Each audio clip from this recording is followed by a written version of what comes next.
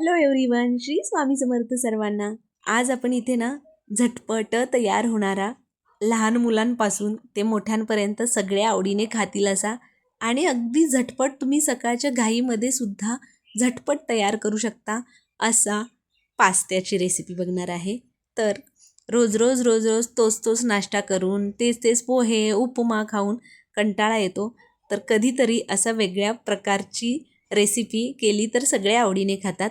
आणि आज हा आपण जो पास्ता बनवणार आहे तो कुकरमध्ये बनवणार आहे, त्यामुळे अगदी झटपट तयार होतो। सकाळच्या घाईतही तुम्ही पटकन हा पास्ता तयार करू शकता।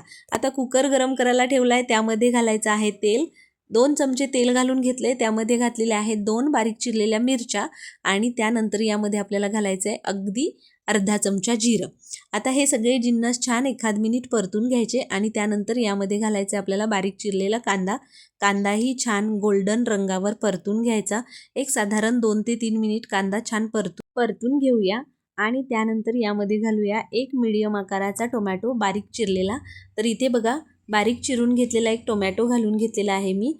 आता हे सगळे जिन्नस छान परतून घ्यायचे। टोमॅटो मऊसूद शिजेपर्यंत आपण याला छान परतून घेऊया। अगदी झटपट तयार होतो, कमीत कमी साहित्यात अगदी भन्नाट चवीचा पास्ता तुम्ही घरी आणि तोही अगदी झटपट करू शकता।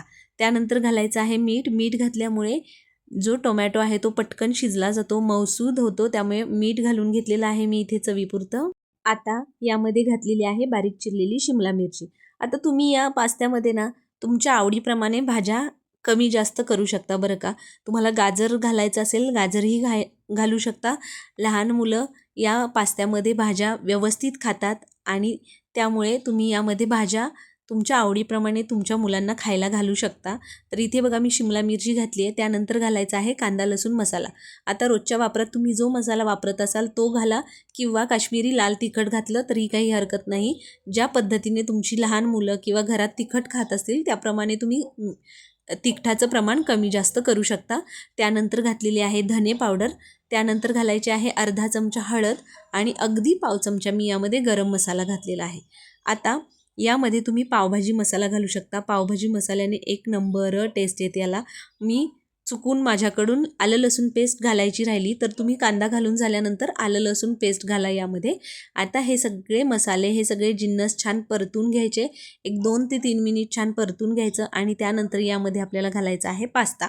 आता जेवढी क्वांटिटी तुम्हाला या पास्त्याची करायची असेल तेवढा पास्ता तुम्ही तुमच्या घरात जेवढे लोक असतील तर तुम्ही त्याप्रमाणे कमी जास्त करा। मी इथे साधारण 1 वाटी पास्ता घालून घेतलेला आहे, एक मोठा बाउल पास्ता घालून घेतलेला आहे। आता छान परतून घ्यायचं या भाज्यांबरोबर आणि त्यानंतर यामध्ये घालायचं आहे पाणी घालताना खूप जास्त पाणी घालायचं नाही, कारण आपण 1 ते 2च शिट्ट्या काढणार आहोत। 1 ते 2 शिट्ट्यांमध्ये पास्ता छान शिजला जातो आणि झटपट तयार होतो।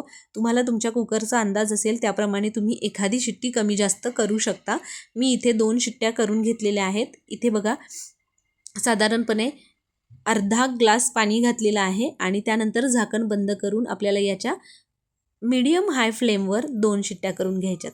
तर इथे मी 2 शिट्ट्या करून घेतलेल्या आहेत। झटपट हा पास्ता तयार होतो। हे बघा मी तुम्हाला कुकरचं झाकण काढून दाखवते। आपला पास्ता झाला की नाही तयार, अगदी झटपट तयार होतो। आहे की नाही सोपी रेसिपी? बरं, सकाळच्या घाईमध्ये सुद्धा तुम्ही आरामात या पद्धतीने पास्ता करू शकता। आता बारीक चिरलेली कोथिंबीर घालायची आणि मस्त सर्व करायचा। बघा भन्नाट असा पास्ता झटपट तोही 10 मिनिटात तयार झालेला आहे। चवीला एक नंबर लागतो। तुम्ही यामध्ये थोडासा पावभाजी मसाला घालून बघा, तुम्हाला खूप आवडेल। तर या पद्धतीने आपला इथे झटपट सकाळच्या घाईत पास्ता बनवून तयार झालेला आहे। तुम्हाला या झटपट तयार होणाऱ्या पास्त्याची रेसिपी कशी वाटली मला कमेंट करून नक्की सांगा। त्याचबरोबर तुम्हाला आपल्या रेसिपीज कशा वाटतात तेही मला कमेंट करून सांगा। तुम्हाला जर आपल्या रेसिपीज आवडत असतील तर आपल्या आदिश्री रेसिपी चॅनलला सबस्क्राईब करा आणि बेल आयकॉन प्रेस करा, जेणेकरून इथून पुढे येणाऱ्या अशाच नवनवीन छान छान रेसिपीच्या नोटिफिकेशन्स तुम्हाला मिळतील आणि त्या तुम्हाला ट्राय करता येतील। चला तर मग पटकन या कुकरमध्ये केलेल्या पास्त्याच्या रेसिपीला लाईक करा, रेसिपी शेअर करा। भेटूया अशा एका नवीन छान यम्मी खमंग रेसिपीसोबत। तोपर्यंत मस्त रहा, छान छान रेसिपी ट्राय करून खात रहा। Bye bye.